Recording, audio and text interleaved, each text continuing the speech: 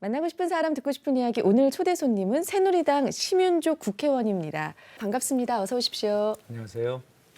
의원님, 제가 뭐 그렇게 오래 새기진 못했는데 대사도 하시고 또 외무부 차관도 하시고 이제 국회의원 하시는데 그 모든 사람을 내가 만나봐도 굉장히 전형적인 핸섬 남자로 보이는데 그게 좋은 영향을 미칩니까? 정치하는데 좀 뒤로 밀리는 저기가 있습니까?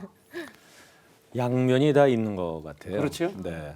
어떤 면에서? 특히 이제 다른 지역보다는 서울하고도 이제 강남 갑이니까 그러니까 핸섬하다는 것보다도 하여튼 그 외교관으로서의 갖고 있는 이미지 이런 것에 대해서 이제 좋게들 봐주시기도 하고요.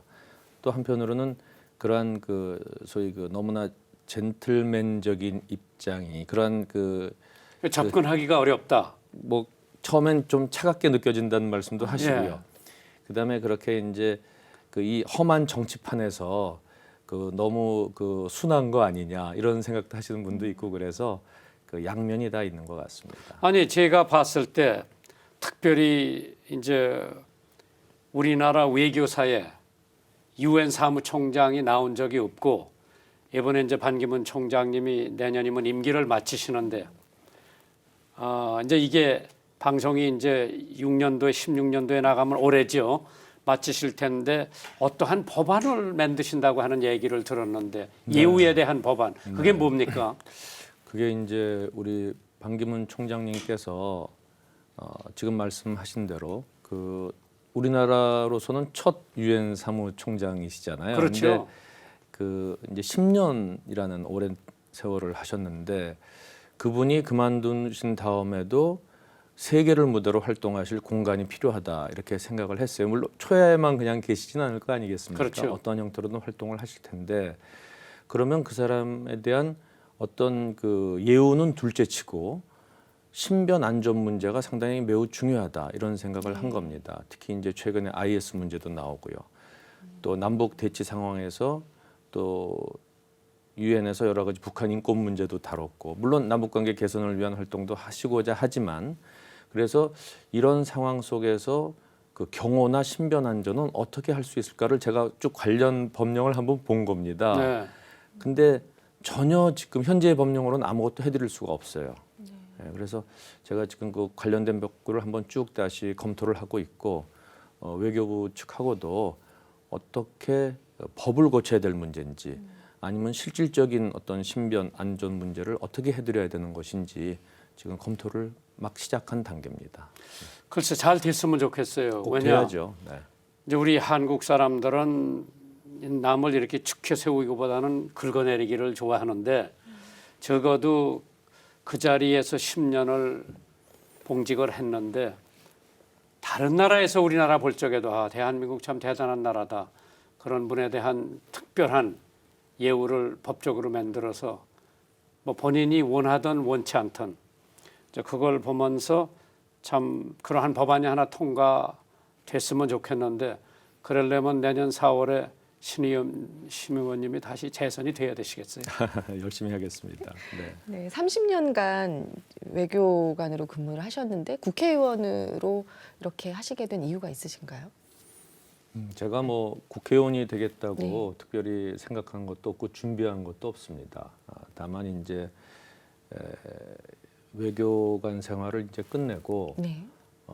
중국에 한 6개월 가 있었어요. 그 중국의 그 북경대학의 교환 교수로 가서 중국에서는 방문학자라고 부릅니다만 가서 6개월 있다가 이제 들어왔는데 그 어느 날 이제 정치계에서 저한테 그 정치 입문을 권유를 했습니다. 그래서 굉장히 망설였고 몇 번 고사도 했습니다만 또 이 국회에서 그 외교의 영역을 좀 활성화했으면 좋겠다. 네. 외교라는 게 정부가 물론 주체가 돼서 하는 거지만 그 의회 외교의 역할도 중요한데 의회 외교를 그래도 담당할 사람이 마땅치 않다. 그래서 저보고 꼭 좀 나와달라고 몇 번 권유가 있어서 그래서 나름대로 결심을 하고 인생의 행로를 틀었다 그럴까요? 네, 네. 그래서 다시 국회에 들어오게 된 것입니다. 근데 네. 심 의원님 이제 가족 외교관 생활은 우리 바깥에서 볼 적에는 굉장히 화려하게 보지 않아요?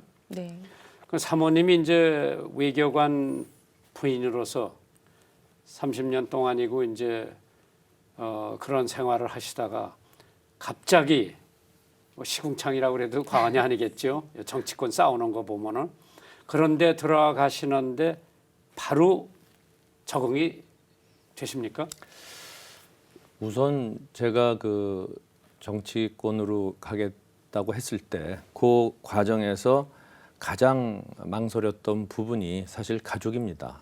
특히 이제 그 처가 누구보다 가장 반대를 했고요. 뭐 끝까지 반대했고요. 네.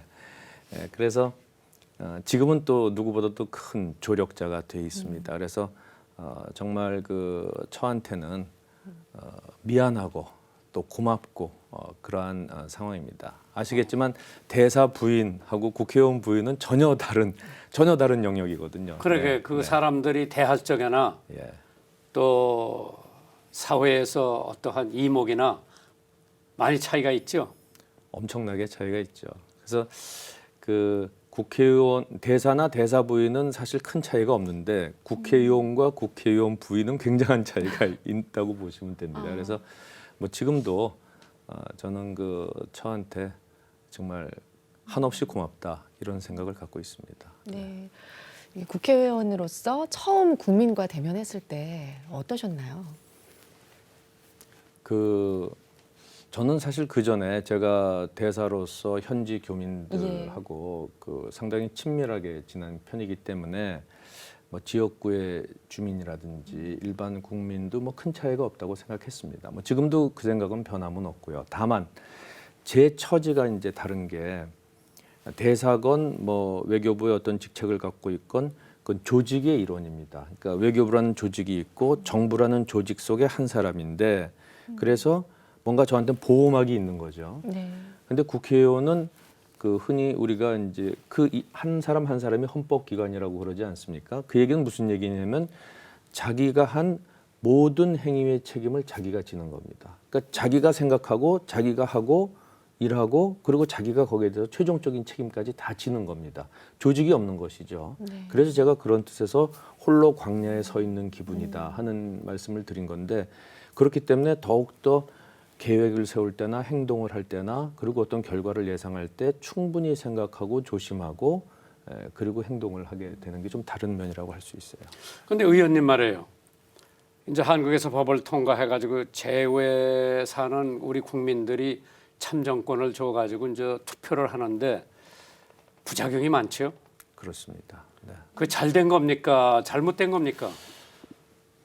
기본적으로는 뭐 제외 국민들한테도 막 참정권을 막 어떠한 형태로든 뭐 준다 하는 정신은 뭐 나쁘진 않다고 봅니다. 근데 지금 그것을 시행하는 과정에서 여러 가지 부작용이 발생하고 있고요. 그렇죠. 네. 그리고 특히 그것이 이제 동포 사회의 균열을 초래하는 측면이 상당히 많습니다. 동포 사회가 이것 때문에 뭐 그 전에도 뭐 대립과 반목이 없었던 것은 아닙니다만 훨씬 그러한 상황이 심해지고 있고요. 그리고 원래 우리의 교민 정책이라는 게 살고 있는 거주국에서의 주류 사회, 메인스트림에 진출하는 것을 도와주는 정책인데 이 참정권을 통해서 이분들이 혹시 국내에서 자기의 어떤 정치적인 입지를 좀 강화할 수 있지 않을까 해서 그 안테나를 국내로 돌리는 경향이 있어요. 그렇죠. 그래서 이런 것들이 좀 부작용으로 나타나기 때문에 좀 그 내심 상당히 좀 그 걱정이 있습니다. 그리고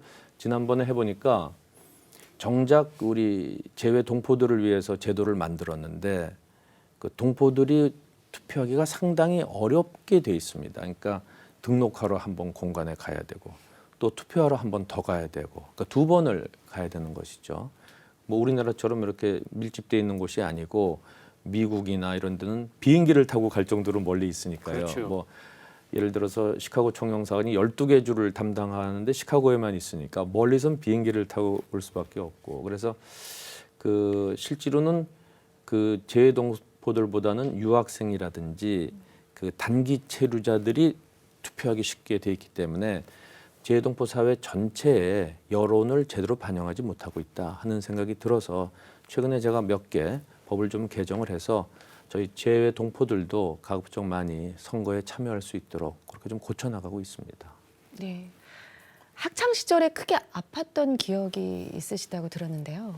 예. 학창 시절이라기보다 어릴 때죠. 제가 예. 그 중학교 3학년 때인데 그때는 저희가 그 동계 진학이라 그래서 같은 계열의 학교를 갈 때는 시험을 안 치고 갈 수가 있고 다른 고등학교를 가고자 할 때는 이제 시험을 쳐야 되는데 저는 이제 다른 데를 가려고 생각을 해서 네. 시험 공부를 쭉 하다가 한 거의 시험 얼마 앞두고 그러니까 그때가 뭐 11월이나 12월쯤 됐을 거예요. 그래서 소위 이제 급성 신장염이라는 걸 알아갖고 그 병원에 이제 입원을 하게 됐습니다. 예. 그래서 이제 그 다른 데로 가고자 하는 그러한 시도를 이제 포기를 하고 소위 동계 진학을 했죠. 시험을 안 치고 그냥 고등학교를 갔던 거죠. 그래서 같은 고등학교에 6년 다니게 되는 결과를 낳게 됐는데 오히려 돌아서서 생각해 보면 그게 더 잘 됐다 이런 생각을 하는데 어쨌든 그때 그래서 한 6개월 정도 좀 드러누워 있었던 적이 있습니다.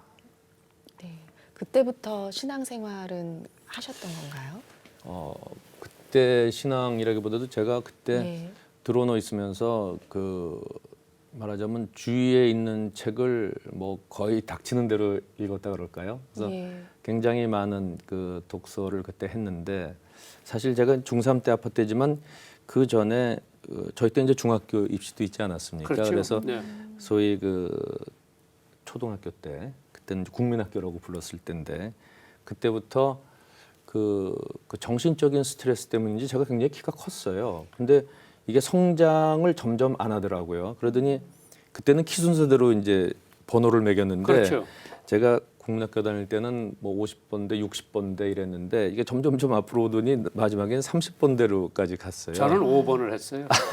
그러시고 그래서 그 30번대에서 이제 그 병에 걸려서 한 6개월 있으면서 그때 이제 책도 많이 읽고 그러면서 드러너만 있어서 그런지 다시 키가 자라는 거예요. 근데 네. 그때는 그 드러너 있었기 때문에 그 중력에 의해서 키가 자란다 이렇게 생각을 했는데 보니까 그 책을 읽으면서 뭔가 제가 이 그런 어려운 과정에서 하나 그 벗어나는 계기를 마련했던 것 같아요. 어떤 책이라고 꼭 집어서 얘기할 수 없지만 많은 책을 읽으면서 그게 다 그 멜팅돼서 융합이 돼갖고 어떤 하나의 작은 인생관을 형성하면서 네. 우리가 저기 그 누에고치가 변해서 이렇게 나비가 되듯이 그런 아픔의 과정을 몇 년 거치면서 이렇게 탈바꿈을 한 것 같아요. 그래서 그때부터 제가 굉장히 그 좀 긍정적인 인생관을 갖게 됐는데 뭐냐면은 그 인간에게 한 사람에게 모든 걸 다 주는 것은 아닌가 보다. 그리고 그렇다고 해서 모든 걸 다 뺏는 것도 아닌가 보다. 그러니까 항상 자기가 다 가졌다고 생각했을 때 자만하지 말고 자기가 다 뺏겼다고 생각했을 때 아무것도 없다고 생각했을 때 절대 낙담하면 안 되겠구나. 그래서 자기가 항상 지금의 주어진 현실에서 최선을 다하는 게 그게 내 인생엔 필요한 거구나 하는 생각을 네. 그때부터 알게 모르게 가졌던 것 같아요. 그리고 그때 읽었던 많은 책 중에서 제가 기억에 나는 게 저는 그때 파우스트라는 게 희곡인지 그때 알았어요. 그때 이제 보면서 그 어떤 한 사람이 영혼이라는 걸 팔 수도 있구나. 그래서 그때 얻은 어떤 자기의 이득은 결코 자기의 최종적인 이득이 안 되는 것이구나. 그 영혼이라는 건 지켜야 되는 것이다. 어떤 지조라든지 이런 것들은 자기가 갖고 살아야 되는 거구나. 뭐 그런 생각도 어린 나이지만 알게 모르게 이렇게 네. 갖게 됐던 것 같아요. 그래서 저는 그 기간이 그러니까 뭐 국민학교 6학년 때부터 고1 때까지 한 5년 동안의 기간이 말하자면 저에게는 그 좀 어릴 때라서 제가 그걸 이렇게 표현해도 되나 싶지만 하여튼 제 인생에 있어서는 굉장히 중요한 어떤 형성기였다. 그렇죠. 이렇게 네. 생각을 합니다. 근데 심의원님께서 사모님 칭찬을 많이 하시는데 어디서 만나셨어요? 집안 윤회하셨어요? 중매? 그 요새로 얘기하면 그게 중매가 되는 거죠. 하여튼 그 집안 어른하고 잘 아시는 분의 소개를 통해서 만나게 됐습니다. 그 이제 얼마 동안이나 사귀셨어요? 결혼하시기 전에? 결혼하기 전에 뭐 만났다 안 만났다 해갖고 한 1년 가까이 지난 다음에 결혼했던 것 같습니다. 제가 군대를 제대하고 그리고 나서 만나기 시작해서 해외 나가기 전에 결혼했으니까요. 네. 그럼 지금 자녀가 몇이나 되세요? 둘이 있습니다. 아들 하나, 딸 하나. 근데 사모님하고 결혼하시고 뭐 후회한 적은 없죠? 후회 이런 거보다는 항상 그 우리 목사님 잘 아시지만 우리 외교관 생활이라는 게 빠듯하잖아요. 그래서 이제 시간적으로도 굉장히 빠듯하기 때문에 제가 서울에서 근무할 때나 또는 외국에서 근무할 때도 외국에서 근무한다고 해서 제가 시간적 여유가 많지 않았어요. 주로 이제 동경, 뭐 워싱턴 이런 데서 근무하다 보니까 서울하고 계속 바삐 돌아가고 뭐 여름 휴가도 거의 못 가는 생활을 하면서 말하자면 옛날 남자 스타일이죠. 집에는 별로 신경 못 쓰고 집은 이제 집사람한테 맡겨놓고 저는 바깥 일에만 신경 쓰고 근데 그걸 항상 잘 버텨왔기 때문에 저는 그 아내 덕에 이렇게 나름대로 일을 해올 수 있었다 이런 생각을 항상 갖고 있습니다. 그러면 이제 자녀들은 다 출가를 시켰습니까? 아직 못했습니다. 어. 네, 아직 아무도 생각을 안 하고 있던데요. 네, 참 아직 효도를 제대로 안 하고 있는 것 같습니다. 아니 근데 그럼 어머니가 굉장히 애들한테 빨리 결혼하라고 그럴 텐데. 제 처도 그 애들 결혼 문제에 대해서는 좀 맡겨놓는 그런 본인들한테? 타입입니다. 네, 네. 뭐 나서서 누구를 소개해서 만나봐라 뭐 이런 얘기도 거의 안 하고요. 니들이 알아서 인연이 되는 사람하고 하면 좋겠다. 뭐 이 정도로 하고 이제 있습니다. 강남에서 국회의원 하시면서 네. 조금 강남은 좀 그래도 생활에 여유가 있는 분들이기 때문에 이제 대부분 강남이나 서초 같은 데 보면은 여당이 좀 야당보다 유리하다고 사람들이 그러는데 힘들죠? 선거구 관리하는 게. 일반적인 그 주민들의 성향은 그 보수 성향이 아무래도 강한 건 사실입니다. 근데 이제 그분들도 그 보수 성향이라 그래서 무조건 새누리당 사람을 무조건 찍는 것은 아니다. 하여튼 저 지역을 위해서도 열심히 일하는 모습을 보이길 원하십니다. 근데 특히 이제 강남 분들은 또 그 국가를 위해서도 그 일을 하는 것에 대해서 또 비교적 또 높은 평가를 하시는 편이기 때문에 그 국가를 위해서 일을 하는 것, 또 지역을 위해서 일을 하는 것을 잘 그 시간도 봐가면서 균형을 봐가면서 열심히 하려고 노력을 하고 있습니다. 그럼 이번에 거기 또 뭐 경선을 해야 됩니까? 그 공천 과정에서. 아직 뭐 공천 룰이 확정되지 않았습니다만은 기본적으로는 모두 다 경선을 통해서 공천 후보를 정하는 것으로 이런 입장하에 있기 때문에 그것을 염두에 두고 지금 활동을 하고 있습니다. 근데 우리 국민들이 모르는 게 너무 많은데 무슨 뭐 야당에서 주장하던 무슨 뭐 점수 또 오늘 신문에 보니까 뭐 어떤 사람은 10포인트를 가지고 어떤 사람은 아무것도 없고 뭐 후보들 그게 무슨 얘기예요? 아, 우선 이제 기본적으로 정치 신인한테는 10%의 가산점을 준다. 주고요. 그리고 여성한테는 또 추가 10%를 주기 때문에 여성 신인한테는 20%를 주게 되는 것이죠. 아니 그런데 그게 공정하다고 생각하세요? 그 일단 그 신인들이 아무래도 그 현역이나 기존에 정치했던 분들에 비해서 그 지역의 이제 그 인지도라든지 조직적 측면에서 좀 약하다 이렇게 보기 때문에 그런 가산점을 주는 것 같고요. 근데 100m를 뛰는데 그 사람들은 벌써 20m 앞에 나가서 뛴다고 하는 것도 사실 그냥 뭐 한번 어디 뭐 시의원 나왔다가 떨어진 사람한테 아무 점수 안 주고 여자가 나왔다고 20점을 주고 참 무슨 정치가 그냥 1대1로 시합해서 이기면 되는 거고 지면 자신 없으면 안 나가고 그래야 되는데 그게 저들은 이해가 안 가요. 우리 국민들은 그럼 뭐냐?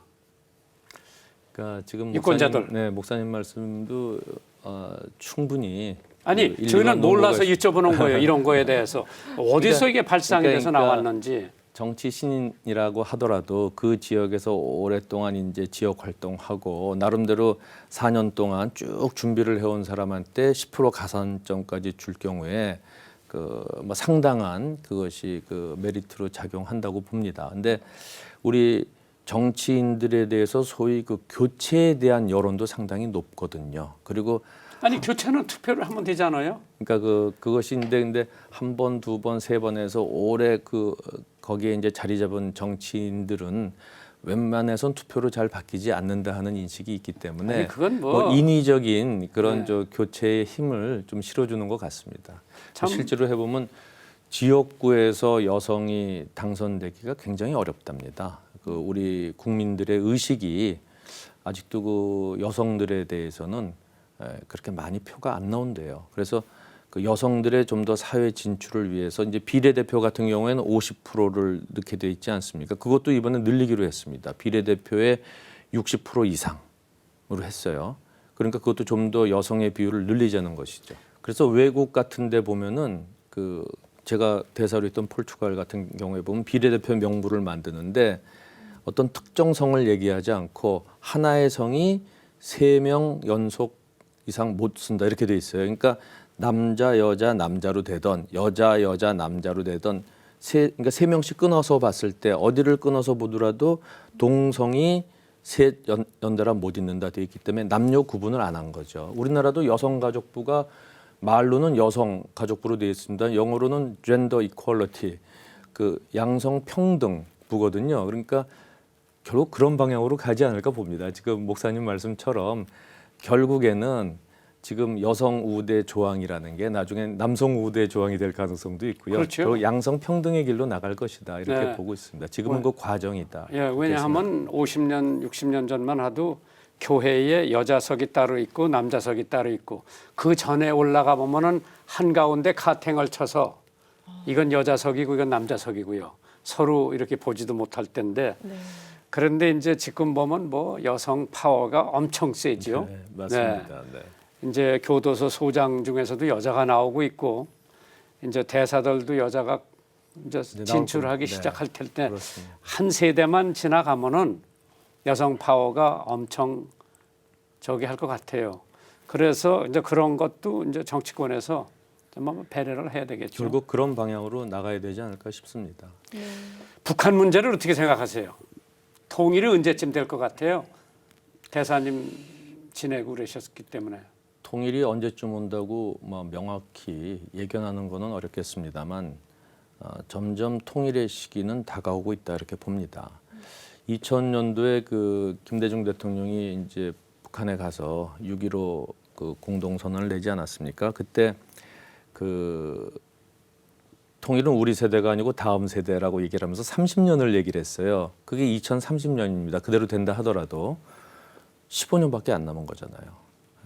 그거보다 더 빨리 올 수도 있고 더 늦을 수도 있다고 봅니다. 그래서 저는 언제든지 통일이 온다는 생각하에 통일의 준비를 빨리 해나가야 된다 이렇게 그 생각합니다. 준비를 어떻게 해야 됩니까?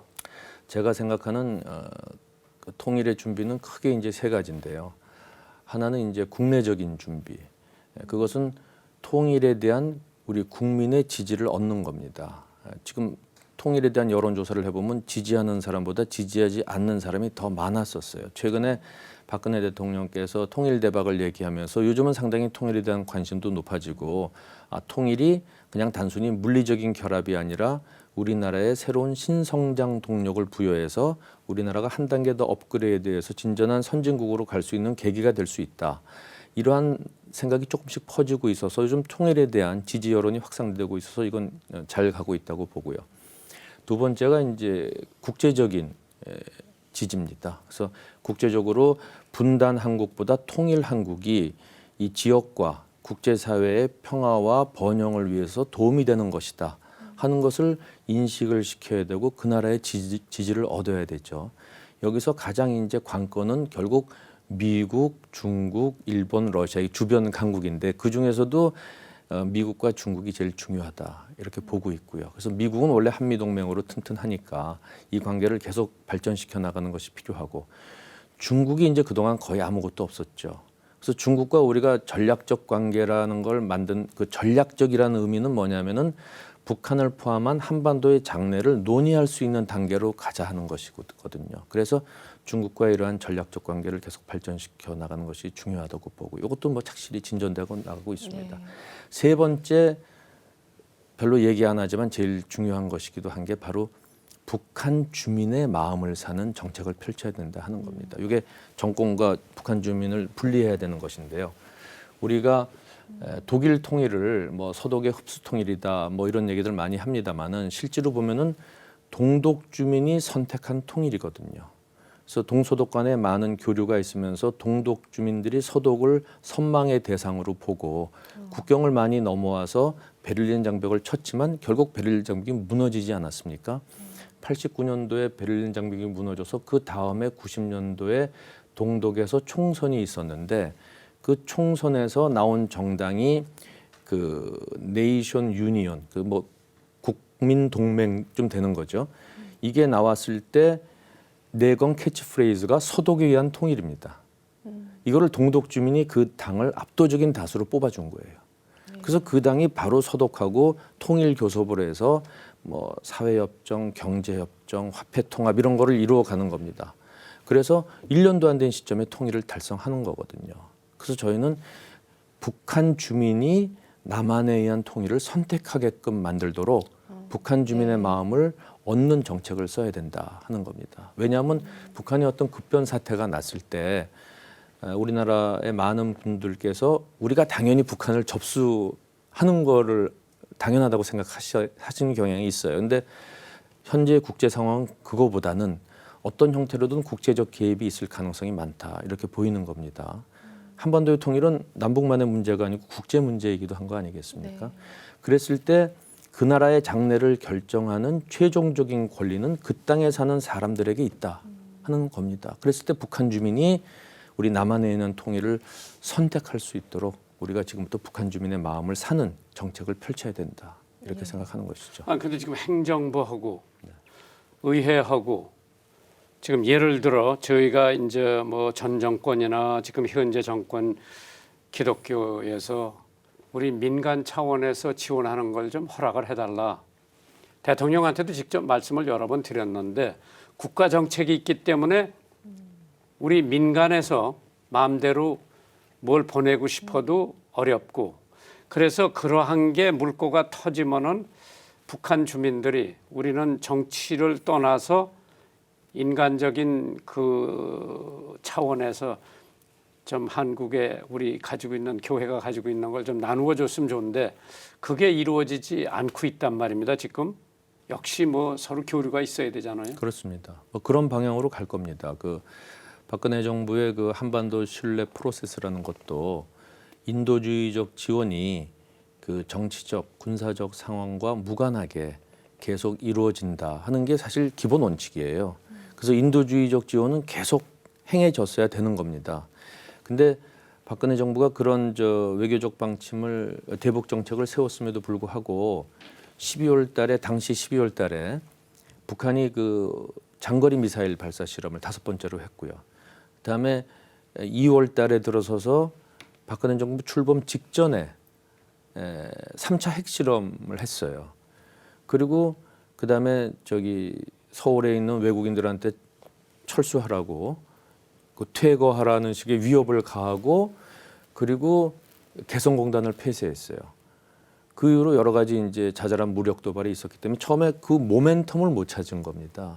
모멘텀을 못 찾았는데 지금은 그런 과정을 거쳤기 때문에 지금부터 저는 우리의 대북 인도주의적 지원 이것을 활성화시켜야 된다 이렇게 보고 있고요. 다만 그러게요. 최근에는 북한이 뭐 인도주의적 지원 안 받겠다 이렇게 또 거부한 사례가 좀 있어요. 그래서 인도적 지원은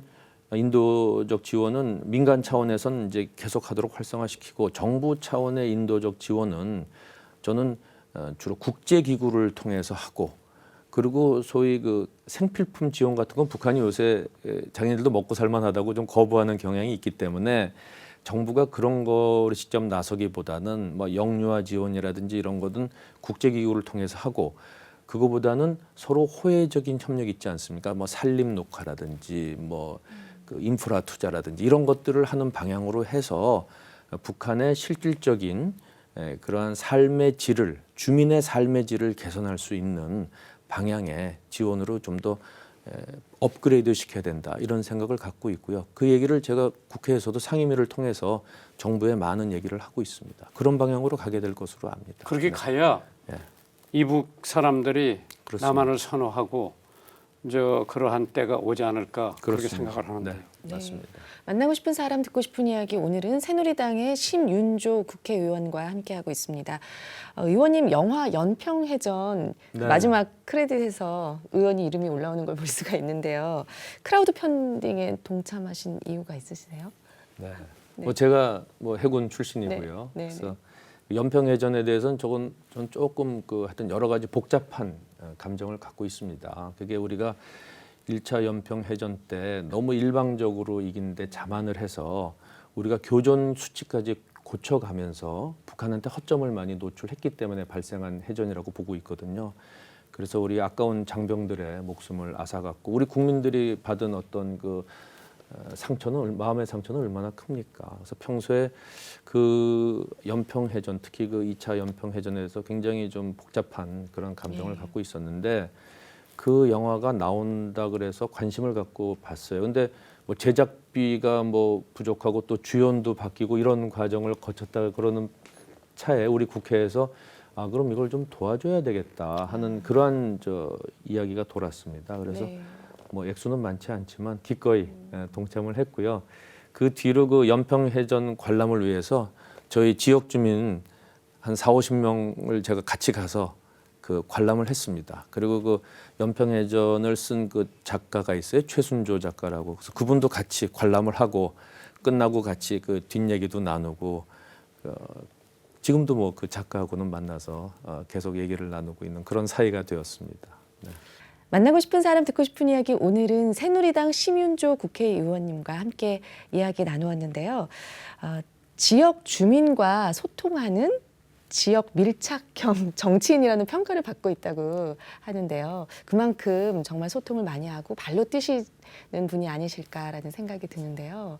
그 사실 제가 그 소위 이제 전략공천으로 지역에 갔기 때문에 그 가끔 제가 이제 지역에 가서 활동을 하면은 중앙에 있는 그 당직자나 이런 분들께서는 거기는 전략공천 지역인데 뭐 때문에 이렇게 지역 행사를 열심히 다니느냐 이런 얘기를 하시는 분들도 계세요. 그래서 제가 지역구를 두고 있는 정치인은 하루를 하더라도 지역 구민들로부터 우리 심윤조가 우리 국회의원인 것이 자랑스럽다. 내가 그 사람이 있어서 행복하다. 이런 걸 느낄 수 있게끔 해줘야 된다고 본다. 그래서 나는 뭐 나중 제가 한 번 더 하고 안 하고가 목적이 아니고 어떻게 우리 지역 구민들한테 평가를 받는 것이 그것이 나한테는 더 중요한 최우선이죠. 가치다 네. 이렇게 보기 때문에 다닌다 해갖고 나름대로 우리 지역 주민들과의 소통이라든지 뭐 행사에 참여라든지 이런 거를 부지런히 하려고 노력을 해왔습니다. 물론 아직 뭐 많은 미흡한 점은 있었겠지만 그런 자세를 갖고 움직여 왔고 앞으로도 그렇게 활동할 거다 하는 생각은 갖고 있습니다. 그러니까 강남 주민들 행복하겠네요. 거기서 싫다 그러면요 수원이로 오세요. 네, 만나고 싶은 사람 듣고 싶은 이야기 이제 마치도록 하겠습니다. 한 주 동안 함께해 주신 여러분 감사드리고요. 저희는 다음 주에 다시 찾아뵙도록 하겠습니다. 감사합니다. 고맙습니다. 감사합니다.